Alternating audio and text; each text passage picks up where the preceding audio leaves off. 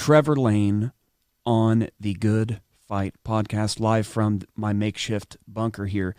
Trevor, the first time I saw you was at Tom Wagner's gym down the road, and you walked in, and I noticed you had a strange walk, okay? And I didn't know who you were, and then I saw you start to get after it, and then I was like, who is this guy? Found you on Facebook, added you, and the content you put out is so faith-based in basically just to kick this thing off, man. You leave people with zero excuses because you have cerebral palsy, correct? Yes, sir. Okay, so kind of give people an idea, because I don't really know what that is necessarily. What is that? Yeah, so cerebral palsy is the technical definition is it is a neurological disorder that is caused by an injury to the brain, either at birth or, something else happens like in the birth canal or something in my case. And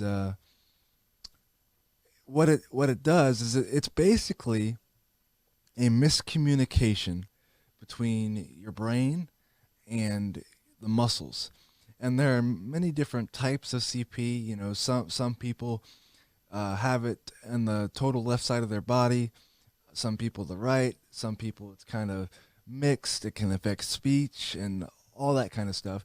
My case, I have what's called spastic diplegia, which means that my muscles are tight mainly in my legs. And so that's kind of why I walk the way I do. And so what's happening is my brain is telling the muscles in my legs to tense up all the time.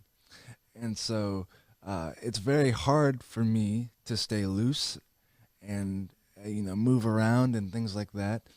And when I was younger, it was a lot harder for me because I was born 4 months premature. Okay. That's what caused the CP. I had a grade, I think it was a grade 3 brain bleed, and that's what caused the CP initially. Prior to your birth. No, that like after I was born. Oh, okay, gotcha. Okay, Yep. Mm-hmm. Gotcha. And so my doctors told my parents that I wouldn't survive. And if I did survive, I would be in a wheelchair my whole life. Okay. I would be a vegetable, basically. Okay, you just kind of dropped a bomb on everybody. That's a lot to take in.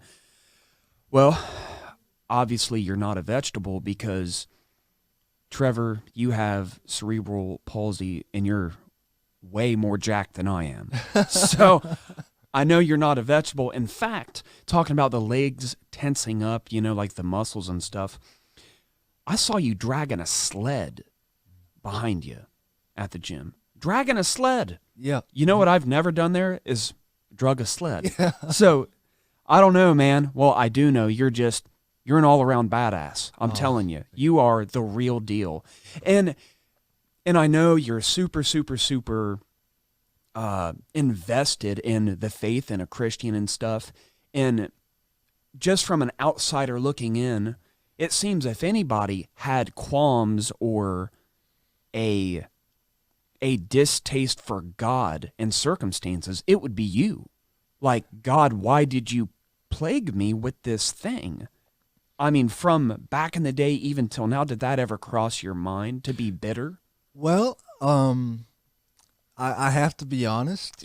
It did not. Even before I was saved, I realized that I was different, and I did ask questions, but I don't remember being necessarily angry that I had a disability. I did ask a lot of questions when I was younger, but I think, especially when it comes to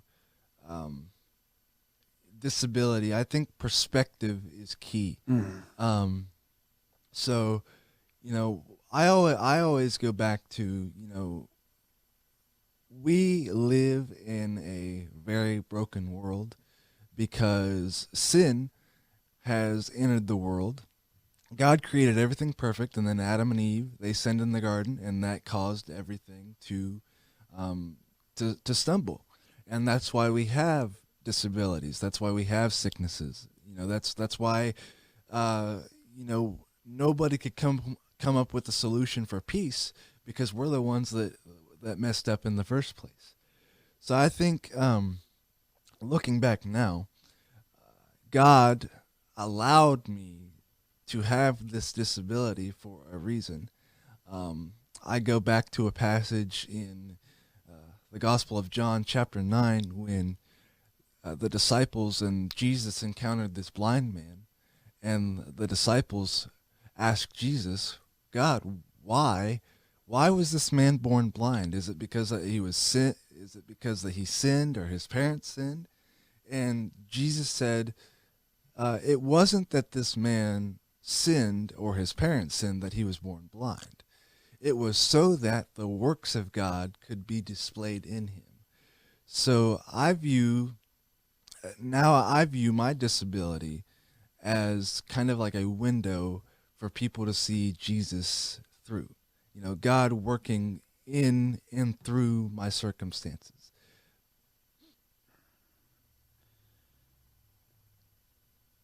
Man, that is such a deep, grounded, rooted response, because, Trevor, we live in a time where everybody's so sensitive and has an excuse and poor me, poor me. And essentially you're saying through this disability of yours, you're giving glory to the creator of the universe. That's right. Uh-huh. Zero excuse. That's like your mantra. I mean, like I said, from an outsider looking in, because everybody's searching for that thing, that poor me mentality, and that's the furthest thing from what you're describing.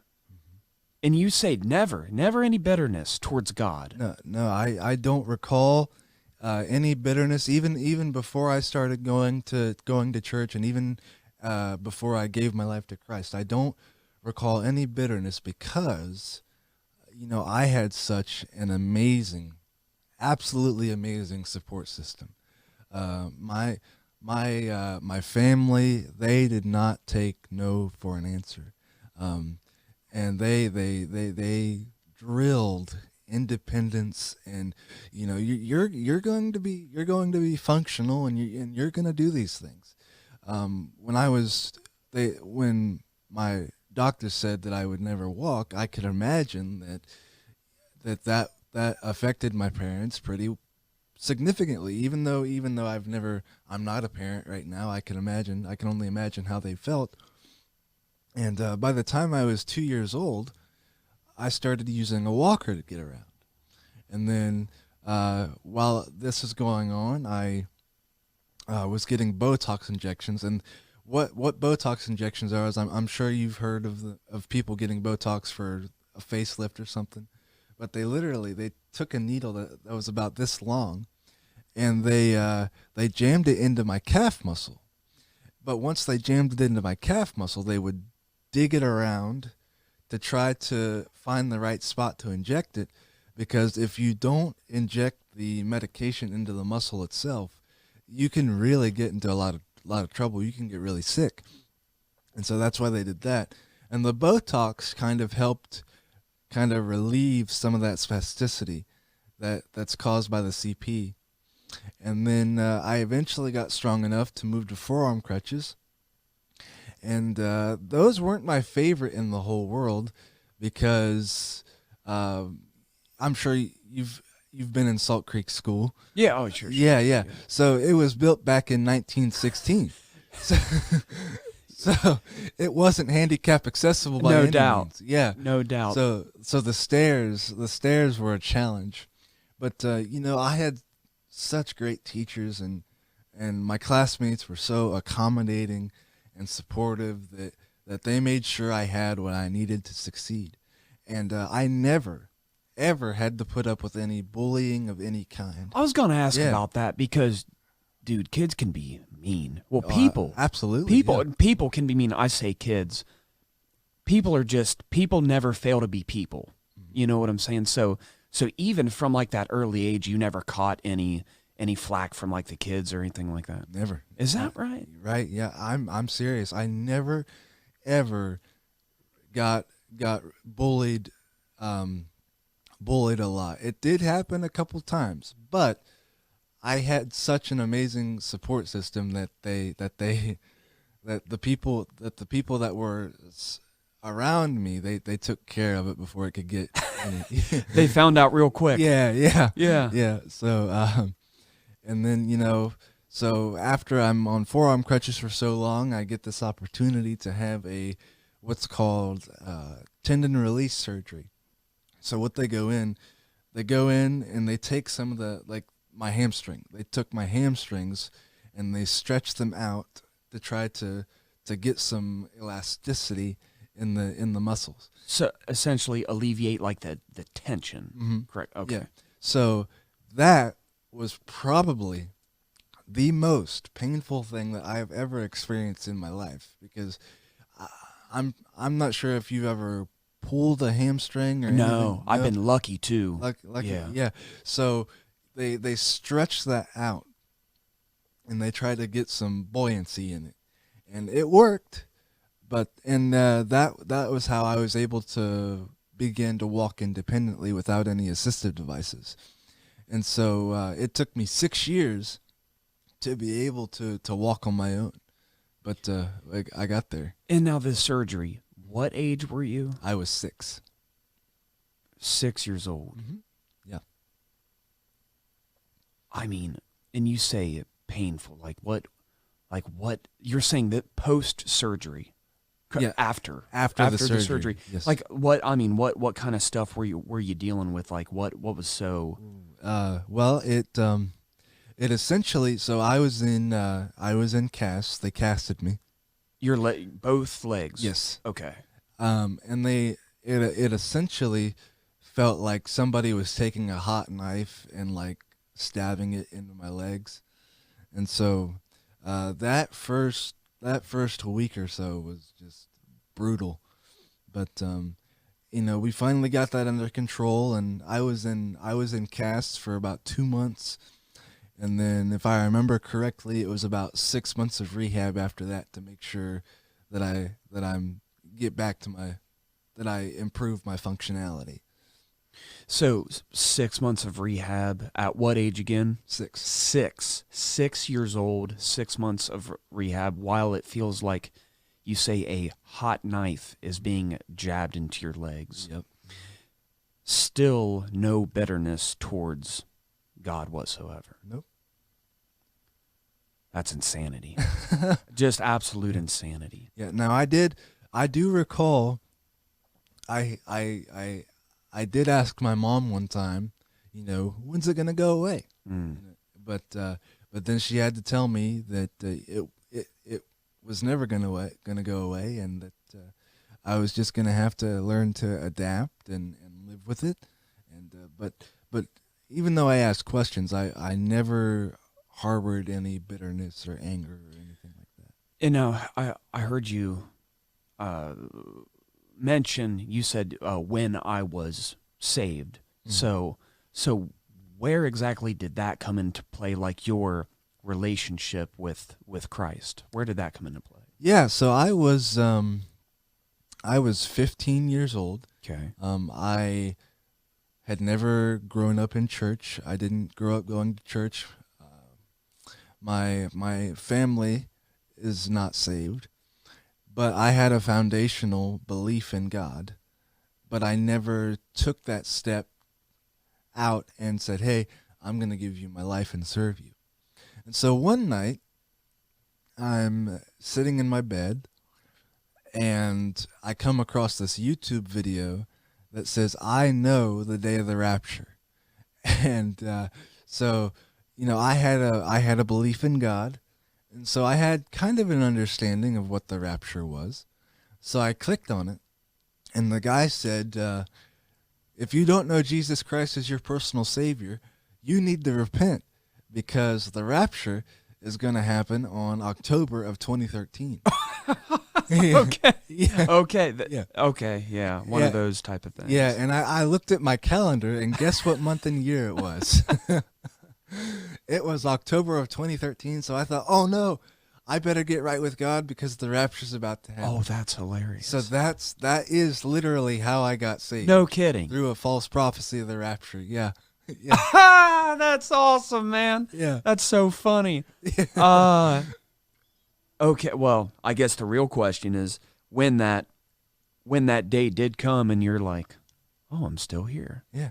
Were you like, oh, well, okay. Well, since this relationship has been started, let's go ahead and keep pursuing this thing. Yeah. Well, it didn't quite work out that way. I actually, fell off the wagon a little bit, since the rapture didn't come. and Dude, that's so funny, man. But I guess that shows that God will use anything to get your attention. That is true. That is absolutely correct. Yeah. So, oh man, that's hilarious, Trevor. Yeah. That's pretty good. Yeah. But I fell off the wagon a little bit. I had started going to church with a friend of mine because I didn't have my license. And he stopped going to church one day, so I stopped going to church one day. Sure. And I didn't have anybody to disciple me, so I just kind of fell off the wayside until it was September of 2015. I had started going to Crossroads Church down the road here. Yeah. And I attended a revival service, my first revival service. I didn't know what to expect, and a guy by the name of Stan Toller was preaching that night, and I don't even remember what he was preaching on, to be honest with you, but I do remember, God, clearly saying to me, I either have to have all of you or nothing at all. So that night, I went down to the altar and rededicated my life to Christ and fully surrendered to Him. And I haven't been the same since, and it's just been an amazing ride. So you had basically at that time like a definitive moment, you would say. Yes, absolutely. Like an encounter with Christ. Mm-hmm. Yep, absolutely. Mm. And nobody, I'm sure, could convince you different. Right. I mean, it was more real than anything I had ever experienced in my life. And you say this was when you were 15? 15. Okay, so 15. So when you went back to school after an experience like this, and obviously you probably acted a little different, and conversations probably revolved around different things. Were your buddies like, did they think you, were you like the crazy Jesus kid? Right. No.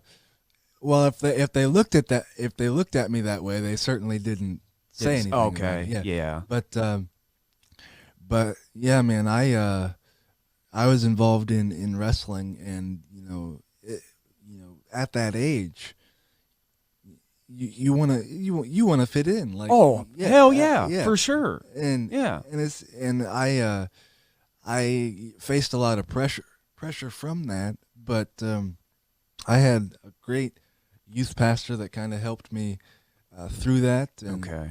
And I've been staying the course, and I didn't win very many matches in my wrestling career.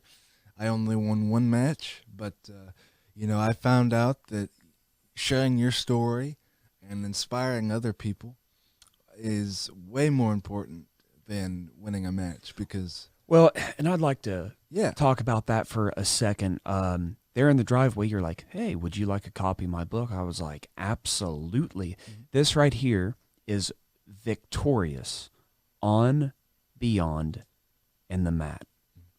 And now what exactly are we dealing with in this book right here? Yeah, so this is basically the the culmination of my early years. So I talk a little bit about my childhood, and then most of it is about my wrestling career. Okay, and I'd like to get into that a little bit because just probably about the past year or so, I've gotten crazy into jujitsu. Oh yeah, Yeah, so I say that meaning I get dominated by guys that were high school wrestlers Yeah. because they know just how to put that pressure on you, man. Yeah. Like feels like your ribs are crumbling Yeah. under you. These high school wrestlers, they beat my ass all the time. They really do.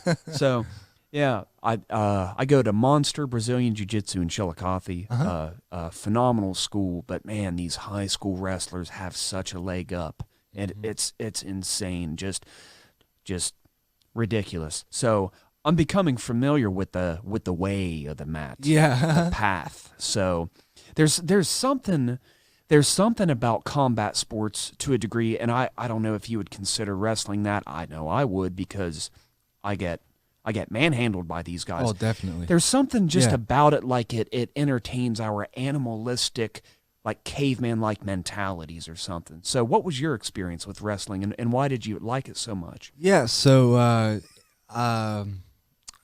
when in 5th grade, I started getting wanting to be in wrestling. Okay. And my mom said no. And so I asked again, and she said no. And so my 7th grade year, I finally I asked again, and she finally said yes. And so I go out for my first practice. It was very physical, but it helped me so much in strengthening my legs and just helping me, grow and mature in other areas as well. But so I go out for my first match, my first official match, and I'm nervous, but I go out on the mat and I see this kid. He's all jacked and looks like he's ready to kill me, and I'm like 5'2" at this point, Yeah. 98 pounds, and here comes this kid who's probably been wrestling since he was 2. Yeah, no doubt. I know the type, man. Yeah. Now I do. Yeah. So the ref, the match starts, and the match is literally over in 5 seconds. Sure. I get pinned in 5 seconds, and I'm laying there staring up at the lights, thinking, what the heck have I gotten myself into? And my teammates were all like, yeah, you did such a good job. And I said, oh, please. Yeah. So I have a disability, but I'm competitive. And so I'm like, man, I just got my butt kicked and you're telling me I did a good job. Give me a break. Well, And yeah. I can speak on this, Yeah. man. I've seen you grinding at the gym, man. And like I said, and I'm not kidding at all, I have zero excuses. I don't have cerebral palsy. I don't have a disability. Trevor, you're more jacked than I am. You're in better shape than I am, man. Just where from your wrestling days to really even now, I mean, what gets you up in the morning to get out of bed and fight through this disability of yours to pursue these things, to pursue wrestling, to pursue going to the gym and getting jacked? I mean, what gets you out of bed to do this stuff? Well, it's changed throughout the years. When I first started wrestling, as a kid, I wasn't saved, so the motivation was to just be around friends and make sure that my body's in the best shape possible. And of course I want to do that now, but there's an even bigger purpose behind it now. I want to glorify God in the best I can in every aspect of my life. And that means, yes, I have this disability, but God has allowed me to have it for a reason, to glorify him. So I'm going to use cerebral palsy as a gateway to share Jesus and share the gospel. And now the motivation to work out and be healthy is to just keep my body healthy, because as somebody with cerebral palsy gets older, the muscles get tighter and tighter, and you get a lot of skeletal issues and things like that. And so mainly my motivation now is to, number one, glorify God, and number two, keep my body as healthy as possible.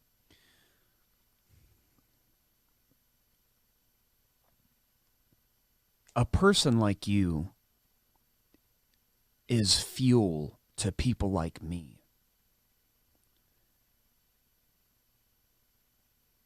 I say that in a way of paying the highest compliment, and highest compliments, plural, and just in appreciation of that warrior-like mentality and that spirit, because what you have, money can't buy what you have. Just that drive and that grind that you want to just pursue these things. You know, I keep saying the path, all while, like you said, giving glory to God in these different pursuits of yours. I mean, man, it's like I got nothing on you, man. I'm telling you, I have got nothing on you. And it almost leaves me kind of speechless, because it makes me feel like a punk a little bit, because I'm saying me personally, you know, I'll find just reasons and can justify, you know, not getting up a little earlier and going to the gym or doing this or doing that, skipping a day of training at jiu-jitsu, stuff like that. And then here you are just grinding it out, man. And obviously you have so much tenacity and momentum that you don't plan on stopping anytime soon. Oh, no. Nope. You know, the day God calls me home is the day I'll stop. But you know, honestly, you know, people look for a greater purpose in life, and sometimes they spend their whole lives trying to find it, and they never do. The greater purpose that we're longing for is Jesus. There's a void that we'll always have, and we'll try to fill it with other things like I don't know. You know, some people, unfortunately, they turn to drugs, they turn to alcohol, because they just can't find what they're looking for. And what they're looking for, ultimately, we were created to worship and serve God. And so the ultimate purpose for our lives is to serve Jesus. And the way that we do that is that we come to Jesus in our brokenness. We admit that we're a sinner, and we ask Jesus to forgive us of our sins and ask him to come into our lives, and he will change everything, and he will give us purpose. Because, you know, we all have that longing. We all have that longing for purpose, and Jesus can give that to us. And so that's what I live my life for now, is to let people know that there is a purpose for you, and that purpose is in Jesus. So you're right now at this point in your life, you're full bore involved in ministry, correct? Yes, sir. So Yep. what different aspects pertaining to the ministry are you involved in exactly? Yeah. So in June of 2017, I started a ministry called God's Abled. And what we do is we reach out to people and families that have disabilities. And one of the things, our mission is to help individuals with special needs reach their God-given potential. And we do that on a local, a national, and a global level. So locally here we have what are called activity nights. And these activity nights are centered around improving fine motor and social skills, because those are the skills that people with disabilities struggle with the most. Yeah, for sure. Yeah, And that's so practical too. Yeah, and we also give a Bible devotion. We let them know that God loves them and that He has a plan for them, in spite of or despite their disability. And oftentimes, I've said it, God wants to use that disability for something, and He does. Nationally, we've partnered with different organizations. One of the organizations we've partnered with is Johnny and Friends. They're another a global disability ministry that ministers to people with disabilities. And globally, before COVID, we would pick a project to work on that's in a third world country. So in August of 2018, we sent a team down to Honduras, and we funded the opportunity to have this porch built onto a family's house that had a little girl with cerebral palsy. Because oftentimes, people with disabilities in third world countries, they are literally locked in cages. I'm not exaggerating when I say that, because they're so ashamed of people with disabilities down there that they just basically throw them away. And so this family, though, was doing a fantastic job of taking care of their daughter. She can't walk and can't talk, but they were doing a wonderful job taking care of her.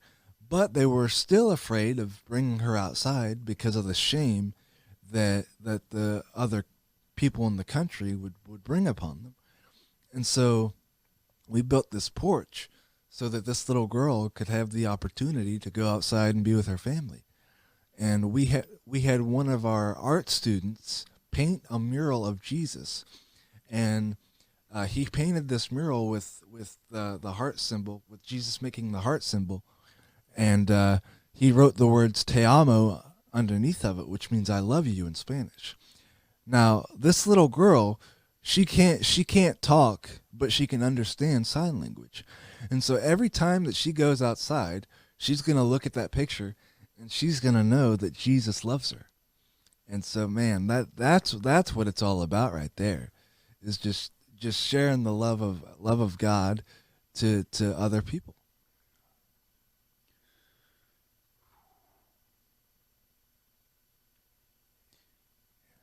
That's impactful, to say the least. Yeah, man. Yeah, that's intense. Kind of dropped a bomb on me there, Trevor. That's yeah. That's all right. yeah, that's incredible, and that is all through this ministry called God's Abled. Yep. And this is your brainchild. Yes. Man, you are truly living out this whole Great Commission. I mean, you're doing it. You are doing what this book says, or collection of books rather. You're doing it, man. And this God's Able, how can people possibly that's listening or watching now, how could they get a hold of this ministry? Yeah. So we are located at Crossroads Church in Circleville, Ohio, and you can call the office at 740-474-7265, and somebody will pick up the phone and talk to you. Or you can email me personally at godsabled13@gmail.com. That's GODSABLED13@gmail.com, and I'd love to get in contact with you. That sounds like you've rattled that off a few times before. Yeah. So yeah, and I see you do tons of speaking engagements. I saw on Facebook You were at what, a college? Some college? Yeah. I was in South Carolina a few days ago. Yep. Oh, okay. Yeah. And you were doing a some sort of speaking engagement? Yeah. So I preached chapel there. So I flew in Wednesday afternoon, spent the night, spoke Thursday morning, and then flew out back to Ohio on Thursday afternoon. Man. Yeah. So it's been full guns all week this week. I was gonna say, man, and dude, that's why I really appreciate you being here today. And I changed the time on you kind of last minute too, and I really appreciate you just working it out. I'm man. Flexible, man. Yeah. No, that's cool. So that's kind of your hustle now. You're just like, hey, anybody who wants you to speak and stuff. And I think I saw on that Facebook post you were given like a PowerPoint presentation of sorts, and it looked like a picture of you on the mat or something. Yeah. Okay. So I when I go to first speak somewhere, I always give my testimony. Okay, sure. And I have a PowerPoint that goes with it. Okay. And so I go through, the time I was born, all the way up to what God is doing now. Gotcha. And mesh it all together. It's really cool. That is gnarly. Yeah, man. And I tell you, I had no idea about this book. This is out of control. How long ago did this come out? Yeah, so this was released in October of 2020. Oh, okay. So this is like a new thing. Yeah, very, very recent. Okay. Man, that is. Dude, you hear the phrase, or hear like the phrase or whatever, like on fire for Jesus. Like, man, you're on fire. You are. You're, like I said, man. You're like dumping diesel fuel on me as you're talking to me, man. That's awesome. Man. That's the goal. Dude, you're just you're firing me up, and also reminding me just how mentally weak I am and just people are. Cause you're just, dude, you're hard, man. You're a hard dude. Well, yeah, I hear that a lot from people, but I have my struggles just like everybody else does, and I was going to ask you about that. You said, like, people, instead of Jesus, people go to any sort of vices. And now I always talk about this on the podcast. Things are so accessible, just right to our fingertips. I mean, from like you said, drugs to alcohol to pornography to there's so much out there that's accessible. Are you like a tobacco user? Do you drink or anything? Nothing like that. No, I never got into tobacco or alcohol or anything like that. No, and still to this day, you're just like, no, it's not my thing. Right? Yeah. I had friends and stuff that did, smoke cigarettes, chew tobacco, drink, but I just never, even before I got saved, it never really appealed to me. Okay. Yeah. Gotcha. Yeah. But I'll tell you though, when I was younger, I had this amazing support system, but you still, when you have a disability, you have a tendency to still feel kind of a tinge of loneliness because you feel like, well, is there really anybody out there that's like me, like that knows what I'm going through, and I remember feeling that way. So one of the things that one of the blessings of having CP is that I get to now come alongside other people and other families who struggle with cerebral palsy. And I have the opportunity to say, hey, you are not alone in this. Damn. You have people that fight alongside you, and I'm here for you if you ever need to talk, because there are 17 million people out there with cerebral palsy that have cerebral palsy. Really? Yeah, so That's the figure. It's very common. Yeah. The first time I ever heard about it, actually, I know you can probably see from around the room I have guitars and stuff. Yeah. Neil Young, actually, the singer-songwriter from back in the day, way back in the day, his kids, plural, I think 2 kids have cerebral palsy. Really? Yeah, Neil Young's Wow. kids. And he does an event every year, obviously minus this COVID stuff. It's called the Bridge School Benefit. And it's like a fundraiser to support and promote, his own organization for disabilities through this Bridge School Benefit. And he's had, of course, he's a legend. He's had Metallica play there. He's had Alice in Chains play there. Tons of like insanely well-known bands and people and all this other stuff. They have played to support this, but that's the first time I heard about it was like cerebral palsy. Okay, and then I kind of saw that just from Neil Young's kids and kind of what he does to promote, I guess, raise awareness and stuff like that, for dummies like me who just don't know who, I wasn't born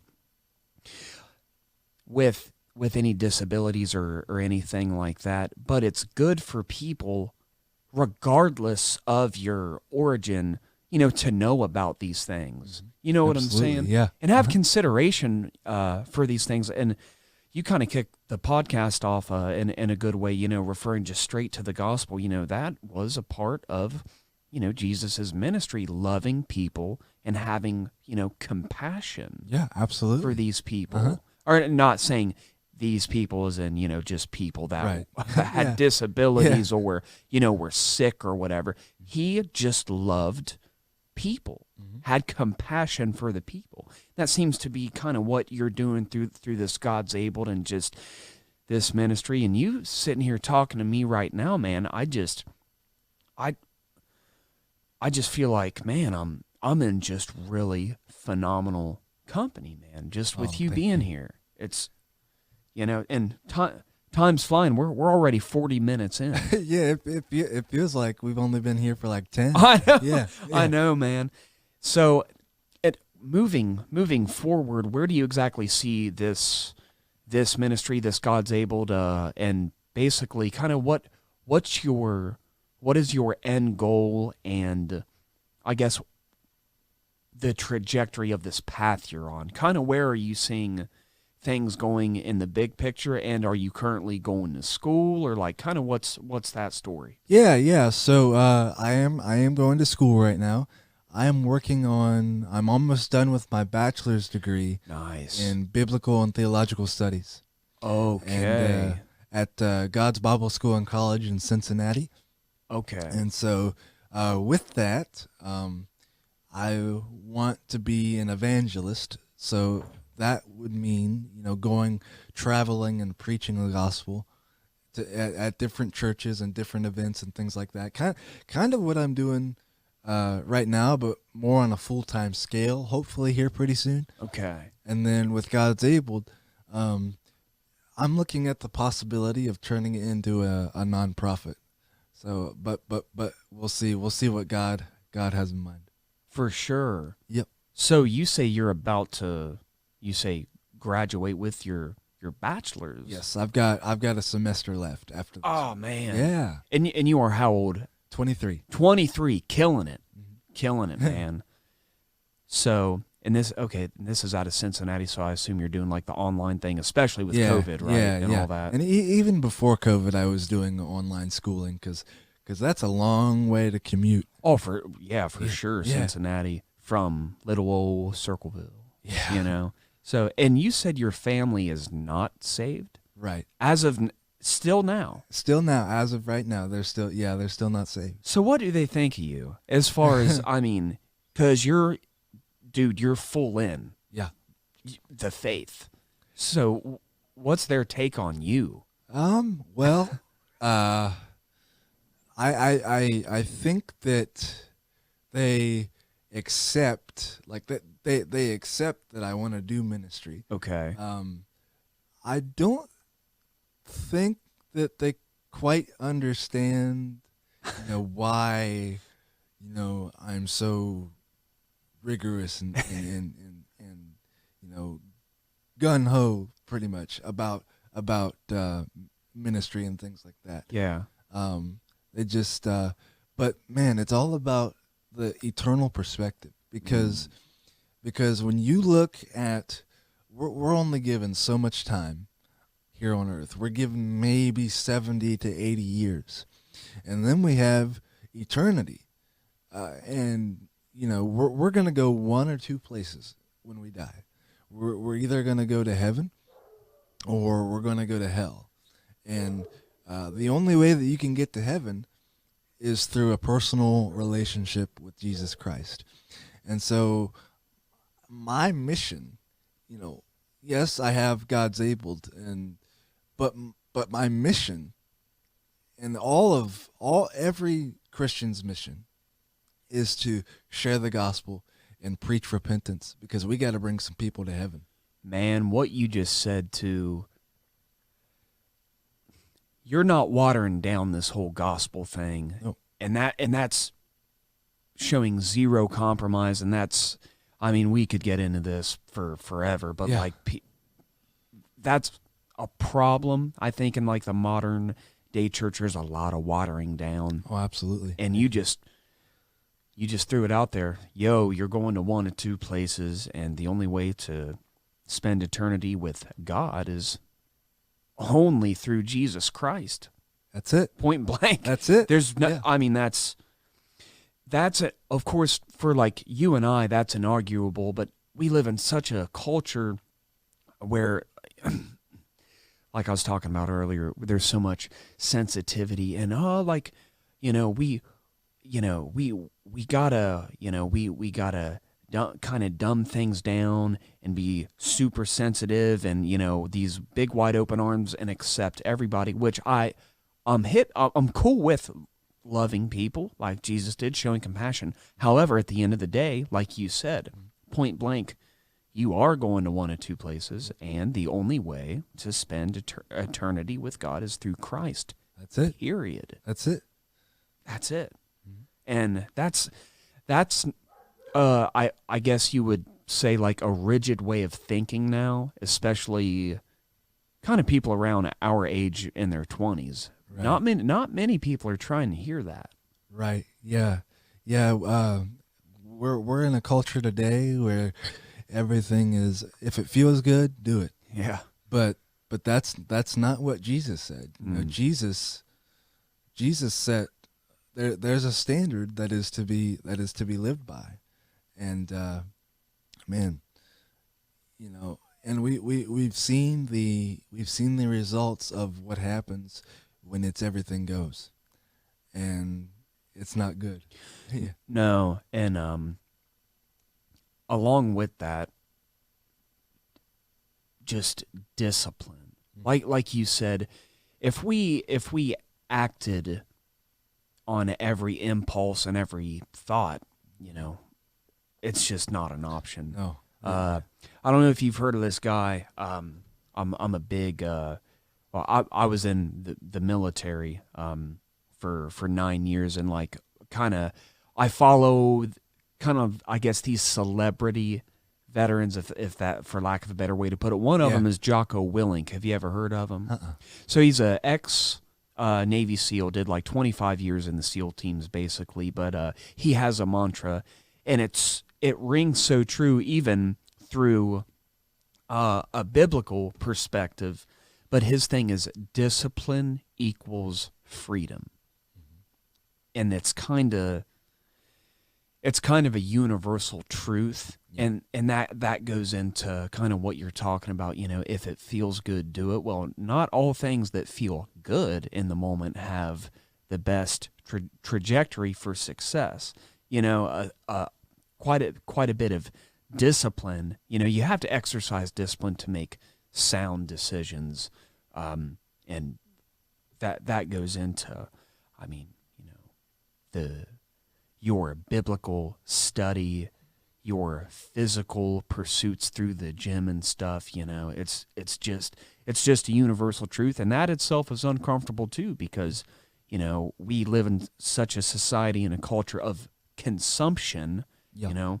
Whether that be through the eyes or through the ears or consuming actual things, putting things in our body. It's a definitive problem. And yeah, I mean, we've seen it time and time again in here. Yep. People doing their own thing. Yeah. Aside from God, and it never ends well. No. I mean, man, kind of what I refer to as a Old Testament God. I mean, how many times did the Hebrews or the Israelis, man, how many times did they screw things up and things just didn't work out? Yeah. Time and time again, we see it. Yep. But yeah, Trevor, man, you're a hard dude. I'm telling you, you're firing me up, man. Seriously, you're the real deal. I appreciate that so much. Thank you. No, man, and thanks for coming here. Thanks for this book, man. I'm gonna be breaking this open. I had no idea. If I'd have known prior, I'd have flipped through this, kind of dog-eared some pages and talked about quite a few talking points in this. In this bad boy too. Yeah, that's all right. I'll sign it for you too. If you need me to. Yeah. That's it, man. Yeah, absolutely. Trevor, we're 50 minutes in already. Do you believe that? It doesn't feel like it. No, it doesn't. Do you have anything for the people, man, that are listening? Anything you want them to know as far as you yourself, the ministry, ministries plural that you're involved in, or just if you want to say anything to these people that are watching and listening? Yeah. So, I get a lot of comments and stuff on social media and things like that, saying how like I'm inspirational and all that, and I appreciate that, but really I just want people to know that it's Christ in me that's enabling me to do the things that I've done. So it's not by, there's a verse in the Bible that says, not by might, not by power, but by the Spirit of God.